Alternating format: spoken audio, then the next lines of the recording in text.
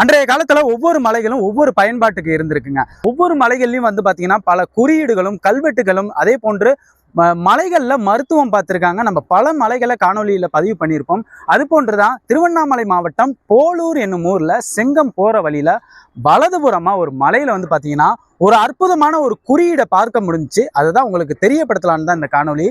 எதற்கு சின்ன சின்ன குறியீடுகள் கல்வெட்டுகள்லாம் நம்ம பதிவு பண்ணிட்டு இருக்கோம்னா, இந்த மலைகள்லாம் இருக்கும் போதே நம்ம பதிவு பண்ணி வச்சுக்கிட்டாதான் உண்டு. ஏன்னா இதற்கு எதிர்புறமா உள்ள மலையை முழுவதும் வந்து சிதைச்சிக்கிட்டு வராங்க. இதெல்லாம் இருக்கும்போதே நம்ம கண்ணுக்கு பார்வைக்கு படும் பொழுதே நம்ம தெரியப்படுத்தி இதை அழியாம பாதுகாக்கணுன்ற ஒரு எண்ணத்துல தான் நம்ம வந்து இந்த காணொலியை பதிவு பண்றோம். இந்த பெரிய பாறைக்கு இந்த இடத்துல வந்து பாத்தீங்கன்னா ஒரு வட்ட வடியிலான சக்கரம் ஒன்று, ஒரு சக்கரம் வந்து பதிப்பிச்சிருக்காங்க. இது வந்து பாத்தீங்கன்னா வட்ட வடிவிலான ஒரு சக்கரம் போன்ற அமைப்புல உள்ள ஒரு குறியீடு.